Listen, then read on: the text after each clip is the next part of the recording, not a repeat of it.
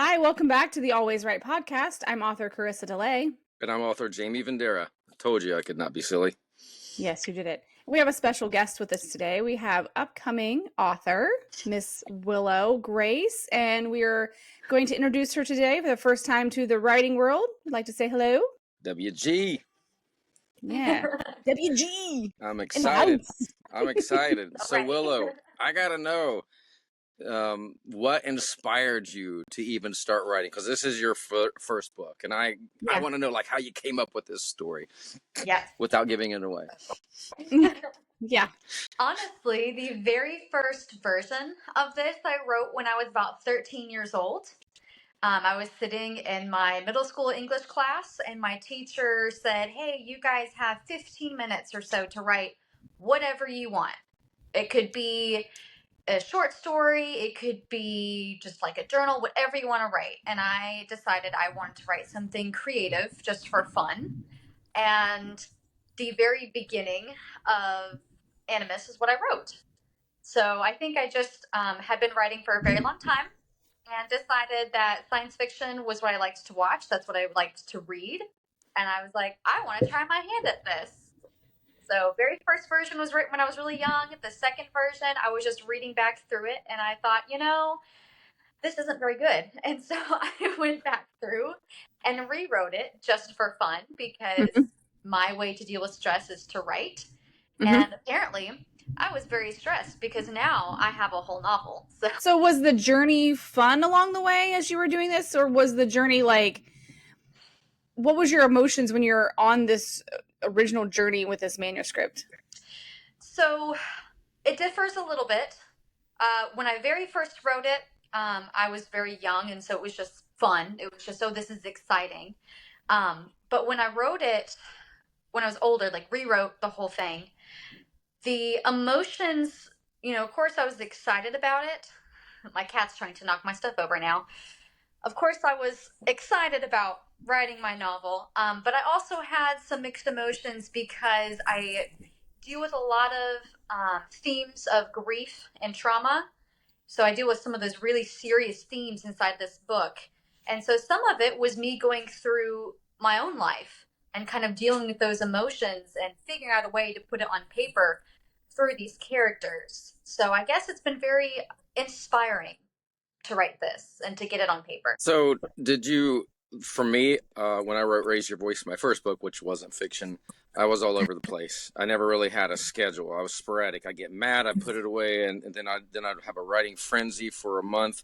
What was it like for you? Did you have like a strict schedule, or were you more flexible as you came back and decided, hey, I'm going to turn this into a real book? When I started rewriting it, it was more of something I did as a hobby. Of course, I still work full time because I have to pay for my fur baby. But I think I tried to make whatever time I could in between my other real life responsibilities, so to speak. But I tried to do something with it every day, whether that was just brainstorming, just like taking a second to brainstorm, or writing out some notes, or hey, I want to write a little bit in this chapter. I'm going to focus on writing this chapter. So it was just something I kind of kept in my mind all the time. If I had the time, I'd sit and write. If I didn't, I'd just sit there and brainstorm to decide what I wanted to do next with the plot. So it wasn't exactly structured, but I also wasn't too all over the place. So I was kind of in the middle of those two. That's awesome. Oh. After, you kind of realize this is your hobby and now you want to turn this into a manuscript, what were some of the biggest challenges that you faced, and how did you kind of overcome those in this process? So the way that my brain works when I am coming up with my plot ideas, I will come up with specific scenes that I want because I'm a very visual person. I have to visualize what's happening so I can write it down. Right. And there were times where I was like, I want this to happen. This is an important scene. I don't know how to get there. And so sometimes I would just write the scene, just so I had it out of my mind. And then I sit there and look at the scene that occurred and look at whatever I had before that and try to understand what would lead the characters to get to that That point. point. Yeah. And that was definitely, I think, my biggest challenge, was just sitting there and figuring out how to tie some of the scenes together. There were a lot of walks that I took just thinking about So how did my you then? character. Okay, but how did you overcome that then? Honestly, by taking those walks and just taking a second to think about the characters themselves. There were times where I had certain friends I would talk to about where I wanted to go, and I would get those ideas from them and say, hey, that's actually, I kind of want to run with that.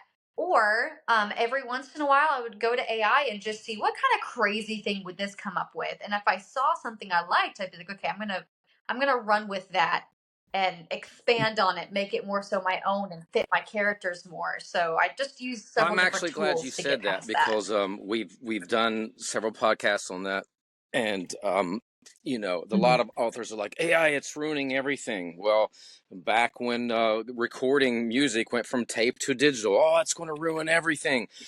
I don't think so. I think it's a great tool. It's like, hey, you don't have a friend there, so AI is your friend. You can talk to them. You can add the prompts and say, well, what would you suggest? It's not like you're plagiarizing or grabbing that and doing it. It's just inspiring you. Because you didn't have writer's block. She just wasn't inspired. Which we oh my gosh, whatever. I'm going to ask AI. So we're doing an episode. Our next episode is going to be revisiting, because we did an episode a year ago on It's AI been a year. and writing. Wow. Yeah. My husband said the same thing. My husband's like, That's it's been a year. I'm like, yes. So we did it a year ago. And what I've known you for a year? Oh yeah. we have hit our year mark. Willow, Yeah. are you really caught up on 50 plus episodes then? I haven't listened to the past She gets a pass then. I think. Yeah, Yes. you're more caught up than Jamie. I'm up to 6. Yeah. And I'm not even on this all the time. So getting called out. All right. Well, a quick thing. Are you liking AI as a tool for you? Yes, but only as a tool. Okay. I like to use it to inspire, and there are certain times where it might have a good phrase or a good word choice that I want to use, but I do not put like entire pages, paragraphs. I don't put that into my writing because it's not me. Right. And I don't want to run into the issue of, they're still exploring the legalities of AI, and I just don't want to be running into that issue in the future. I agree. Oh, yeah. Definitely agree. Back to this new book that Willow has, completed her manuscript now, and she's on to the next thing. Without, like I said, giving too much away, we want to kind of tease the listeners. Can you give us a brief overview of your manuscript and your storyline? Yes. So it is a sort of fantastical science fiction epic, is the best way I've found out how to describe it.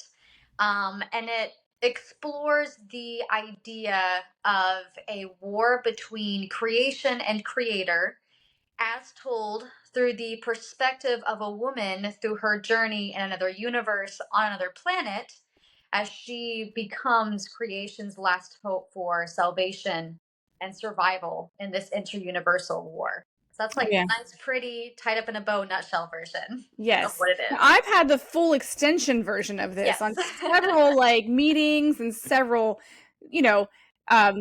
breakfast, lunch, coffee type things. So there's so much to this story. It's gonna be really amazing. I got a question just like that, but it's totally different. Have you ever thought about letting Karisa do some tattoos on you? Because I just seen that you had tattoos. She has an artist. Oh, all of my. I'm getting another one this Saturday. Nice. Yes, she has an artist. I don't do that. I'm not like, hey, because I'm a tattoo artist, I have to do all your work now. Like, let me just do it. Now she might design some tattoos in the future because those do play a role in my novel, and I've definitely thought about, whenever I have a little nerd book that comes out about it, hitting you up and being like, hey, could you make this? So yeah, that's awesome.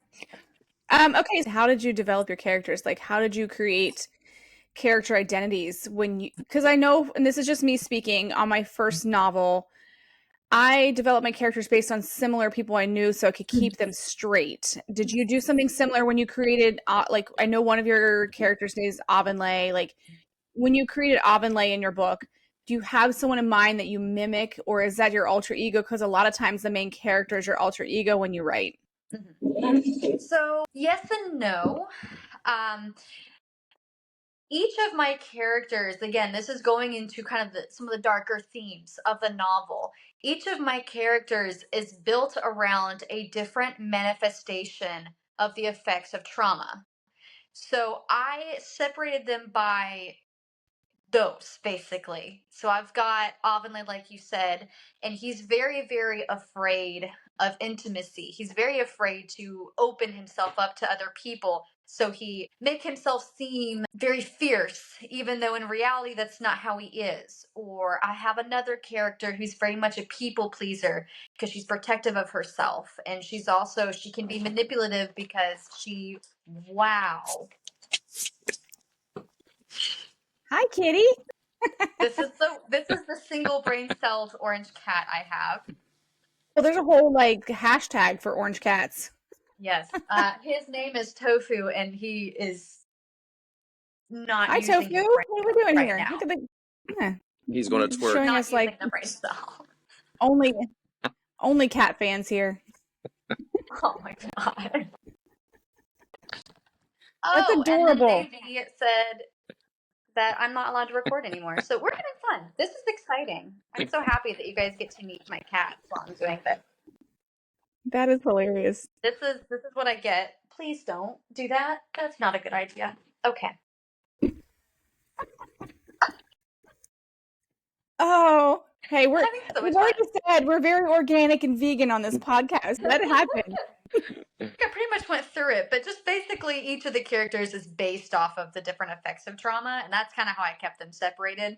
Mm-hmm. And there were some that, kind of had some characteristics of people that I knew, but for the most part, it was just what they represented was how I kept them separated. That's cool. I like that. I like that you did it in that perspective. Do you ever, when I write a book, I'll have a favorite character, or actually it'll be some I hate or some I'm like, I love them, I would hang out with them. So surely you've got a special favorite character. I do. I have a few.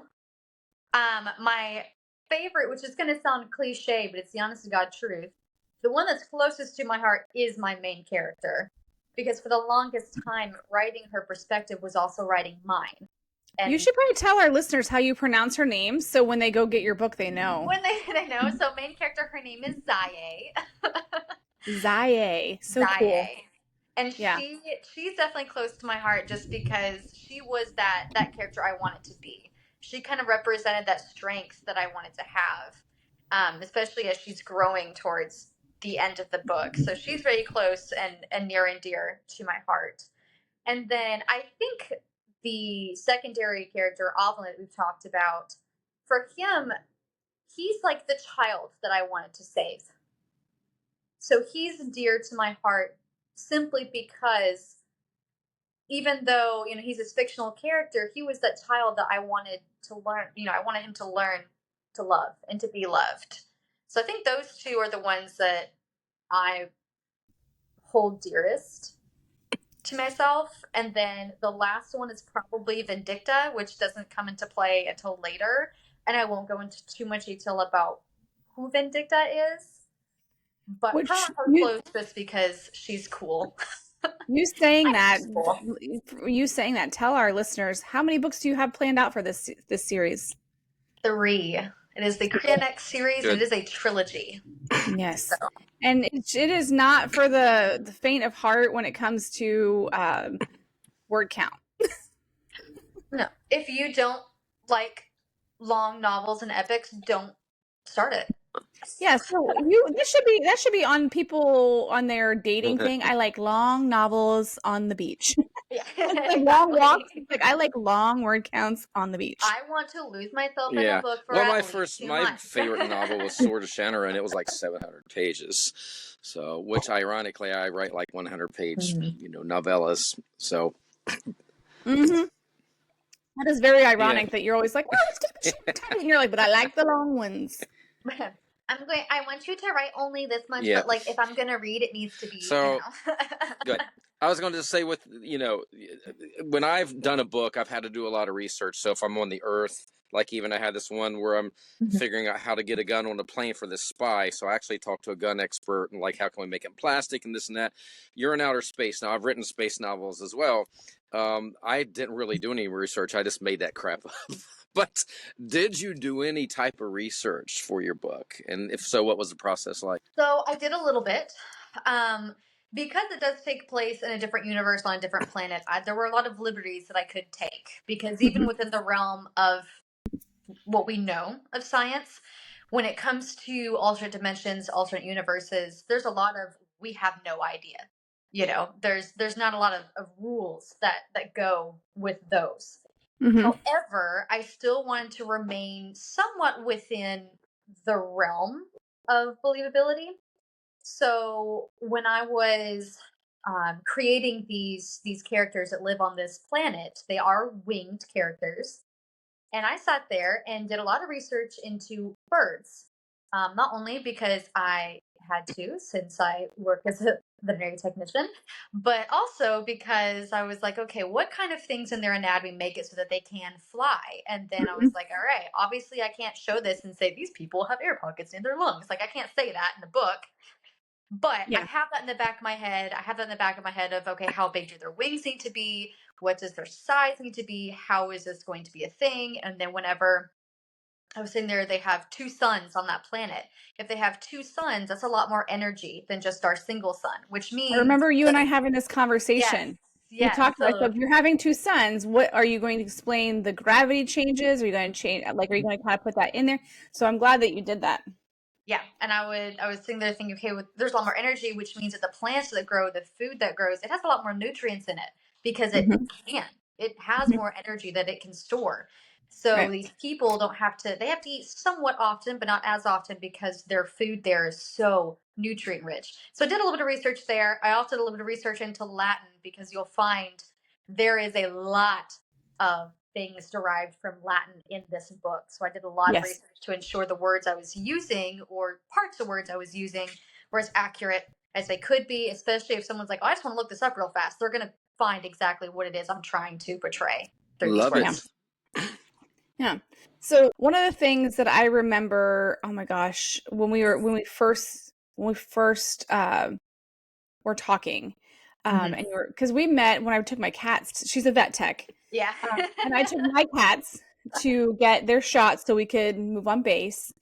And I was just like, I remember just seeing Willow, and she's the cutest thing. She's like a little miniature elf girl. Like, she's so adorable. And I mean, I even told my husband, like, she was just so cute. I mean, she had Halloween. It was like almost a year ago because it was Halloween makeup. It was Halloween. I was doing my Halloween makeup. Oh my goodness. Yeah. Crazy. And so she reached back out and she's like, I don't know if you remember me. I'm like, oh yeah, I remember you. And so when we were talking, the excitement she had when she was telling me her story and talking about it. So now you've come to this point, you've got to this part. And so now the excitement of, tell us this journey of now that you've finished the manuscript, and what was the next step? What did you do? Tell our listeners what you did for the next steps. Well, I slashed out a few chapters. I took them out. Yeah. So I essentially went through, I did the basic grammar editing and such with Grammarly, not sponsored, but we love them. Yes, we do. Exactly. And then I also went through and tried to, which I'm still doing a little bit of now, tried to get rid of anything that I deemed was not necessary, which is a difficult thing to do. But the more I've done it, granted, I've reread this manuscript like 10 times now, but the more I've done it, the better I've gotten at it. So when I first finished this manuscript, it was 194,000 words. And now going back through and getting rid of things, I'm pushing like 175,000 words. So I've been able to get rid of a lot. There's probably more when I send it to Mr. Rich. You're like 13,000 words. And, yeah, I'm going to literally sell my soul to the editor, but it has to happen. Yes. Yeah, well, that was something we did suggest. You were able to work with Rich prior to submission stuff, and he can give you an idea for like 3 chapters or something like that of what you needed to kind of focus on, and you were able to go back through, which is always nice to do like a pre-edit with an editor to kind of see what are they saying I need to fix, and then you can go back and fix that before you submit. Yeah. What was next after that part, as far as now that you're cutting it down, where are you at now with submission? Tell the listeners. So I am over halfway done with cutting things down. I've got a few more chapters to go that I'm removing because they don't really matter. I had somebody who was a non-biased party go through and read it and tell me exactly what they did and didn't like. They told me what they felt like they wanted expanded on, what kinds of scenes they're like, this doesn't really make sense to me. If you don't want it, you could probably take it out. So then whenever Mr. Rich goes through and does his thing, if this person says, I didn't really like this, and he says, this isn't necessary, then I'm like, well, I can go ahead and take it out. I feel more confident in that. I also have a cover artist that I'm working with right now, and I almost don't have words. The things he's sending me are just crazy. Are we talking about Tim? Cool. Yeah. So he's sending you stuff. Nice. Yes, and they're so cool. They're so cool. I had thought that I wanted something that was very simple, but the first 2 images he sent me were a lot more detailed, and I was like, I actually really, really like this. This is really eye-catching. So we're kind of working with that, and that's exciting because I'm like, that's my cover. Wow. Mm-hmm. So I told you that. So you're working with my cover artist, Tim Kruzkamp. He's a phenomenal artist when it comes to getting into that fantasy, sci-fi, paranormal, dark realm, where there's dark and light together and playing with all that imagery. He's amazing with that. And I knew he would be a perfect fit for you. Yeah. And the things he sent me, I just have been like absolutely blown away. So I'm very, very excited for that end result, and then to finally send it to you and be like, look at this. That's exciting. That's exciting. So, yeah. Okay, so what was your next step? So before that point, you've submitted your manuscript. I did. Yes. And before I submitted it to you guys, I was submitting to agents and to publishers, and we know how that goes. It kind of sucks and knocks you down a few levels, but that's fine. It's character development. Got quite a few rejections, but that's their loss. Totally fine. After that, yeah, I mean, I think so, but I'm also biased, so exactly.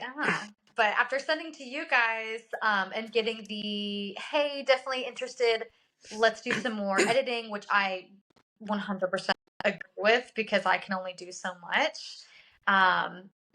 Once I'm done with these chapters, I'll send it off to Mr. Rich. He'll do the actual full edit.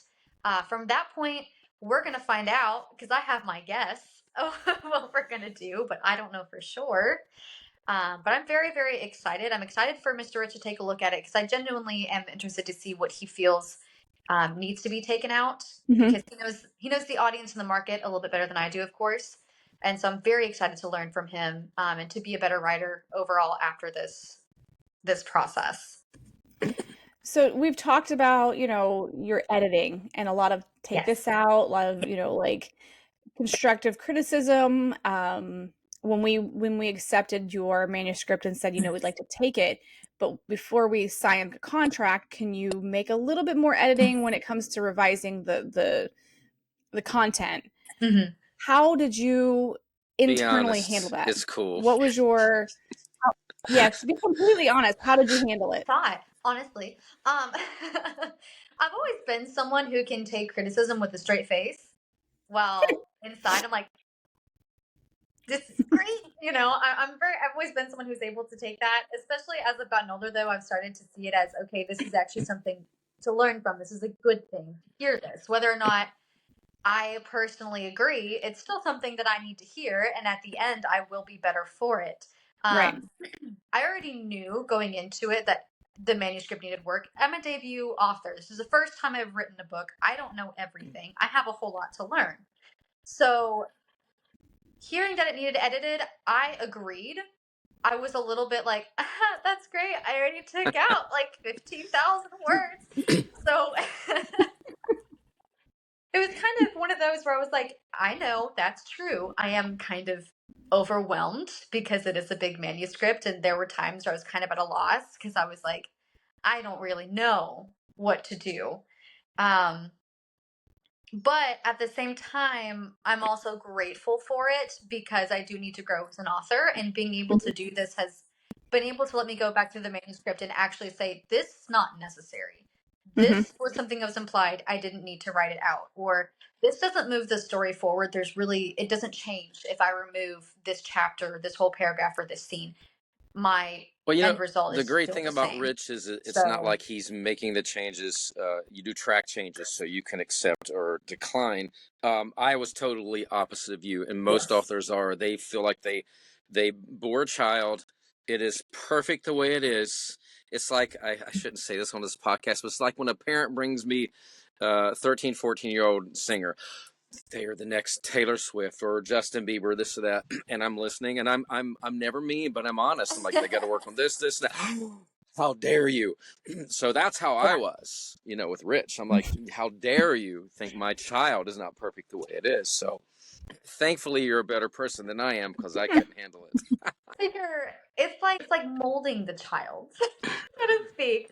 I know it's kind of weird to say, but is it my brainchild? It absolutely is. I love this manuscript with everything in me, but I also understand that I am not perfect because Mm-hmm. I still have a lot to learn. And I have all these amazing people around me that have been doing this for much longer than I have and actually know what they're talking about. And so, because of that, I'm like, well, it's still my child, but I also have these amazing people who are helping me raise this child and make it Yeah, so I was gonna say it into takes a something Takes a village. community. successful. Exactly.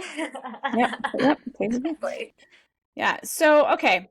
You have any I know the answer to this already, but I'm gonna put it out there for those who don't know the answer. Do you have any hopes or ideas, thoughts for an upcoming project after the I Korean know X this answer series too. is complete? So, thankfully, my dear cousin is listening to this, and she's probably going to clutch her pearls and like scream right now.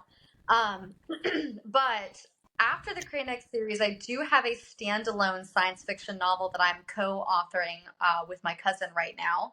Kind of in between things because we both are very busy girl bosses. So whenever we have the time, we kind of talk about it. But there is a science fiction novel that we're working on that will aim to explore human emotion in its entirety. I think it's going to be an incredibly important perspective to talk about. It's gonna be wild to try and write. It's gonna be very difficult to write, but I think it's gonna be very important. So I think it'd be interesting to have you on when you decide to co-write something because I've not co-written anything.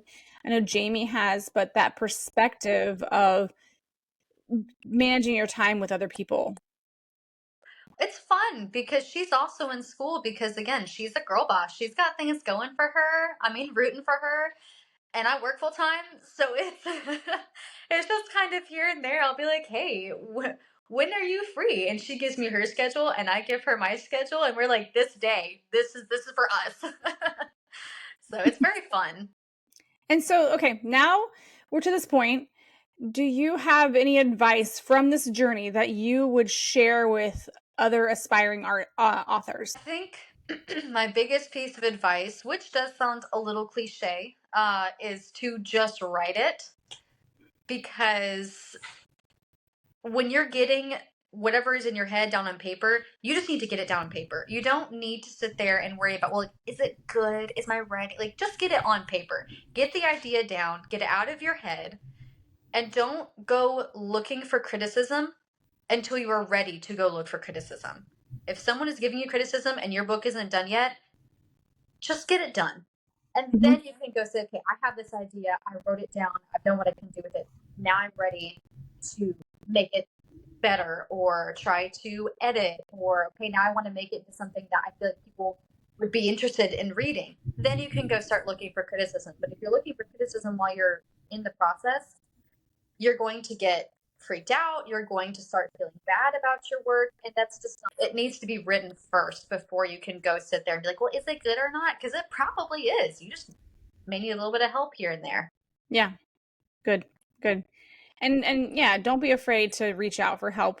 Listen, yeah. So Yeah. So when you're not writing, what do you enjoy doing? I mean, writing is my hobby.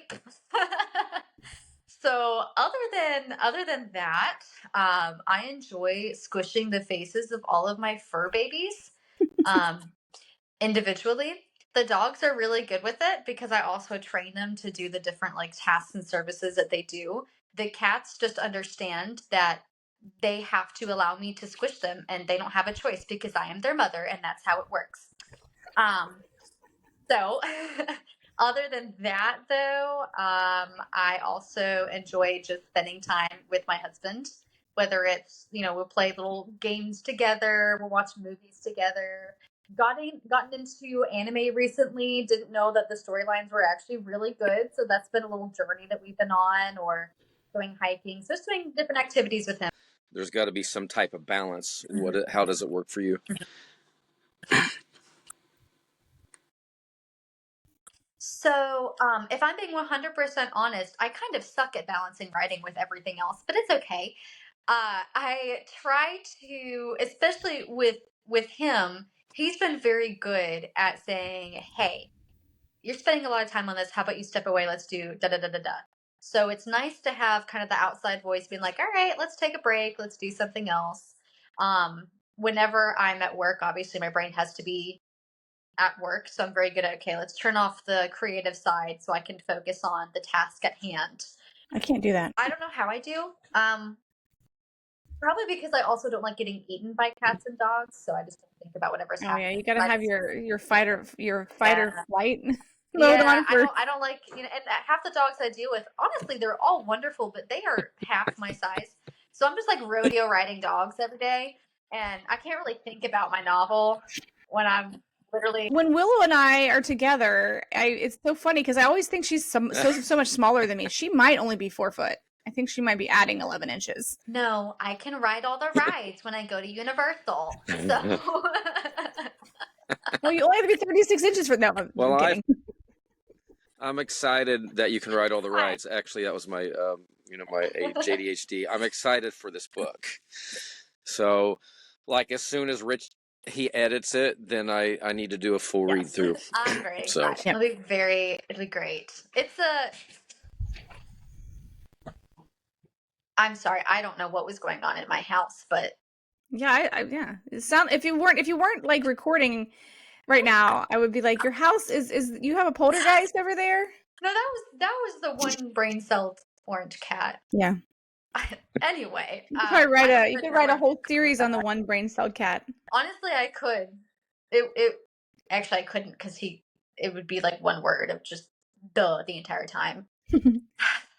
All right. Well, this has been great. So one of the things that hold on, I think that I would like for you to share with listeners is how they can find you on social media so they can kind of follow your journey and find out where you are so they can look for your book when it comes out. So where do they find you? Right now, I'm working on the Facebook end of things because Facebook doesn't like me very much. I don't know why. But currently, I just have Are we Instagram. not following each other? What is up with that? Okay. No, we are though. We are. Now I need to see if I wrote it down somewhere. I don't think I wrote it down anywhere. Because I just recently I had to change it. If you look up Willow Grace, you should be able to find me somewhere. But I think it's Willow Grace Writes. I believe. It is. Is it? Okay. It's just Willow Grace _ Writes. Okay. Because I was like, I don't actually remember what my Instagram is. But yeah. Right now, I'm only on Instagram. I will be working on a website as soon as oh, you're following me. Thank you.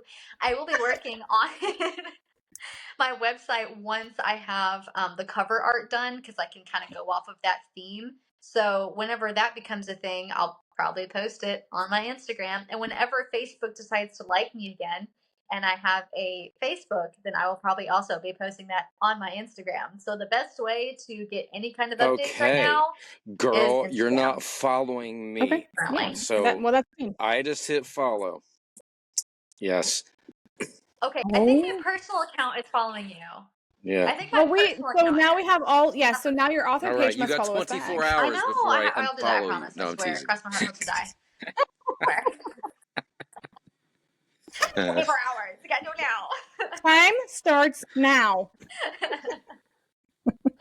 That's funny. Perfect. All right. So with that, Why you gotta Jaime, do would this you like to to me? close us out and tell them how they can find us All right. and what to Well, do? Because I like putting you on the spot. okay. Because it's so check out entertaining. alwaysrightpodcast.com where you can follow us and listen to us. And I'm messing this up, but on Spotify and Apple Music and YouTube and something else. What? Apple Podcasts. See, that's why Not you Apple don't let me Music. in these things. It's Apple Podcasts. Okay, all jokes aside, though, yeah, just go Yeah, to it's a different alwaysrightpodcast.com. All the links are there. It's Don't make me different. repeat them because I don't remember them.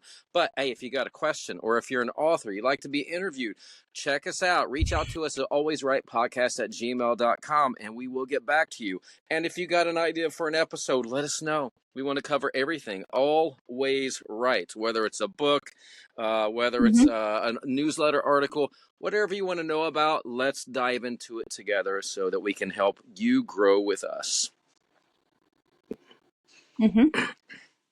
Absolutely. Yes. And we learn something from everybody that comes on here. Every single time Oh, no, we learn something I know new. nothing. So this is not a Jaime and Karisa know-it-all, that's for sure, because we do not know it all. We are learning every time that we do an episode. We come up, when we're researching stuff and when we're putting stuff out there, we come and find a lot of new stuff that we did not know as authors. So it's always nice. Willow, thank you so much for coming on, and we'll have you back on, in the future once your manuscript has been published, and you can bring kind of share the after journey after Yes, publication. the rest of it. Yes. All right. As always, thanks for listening, and always right.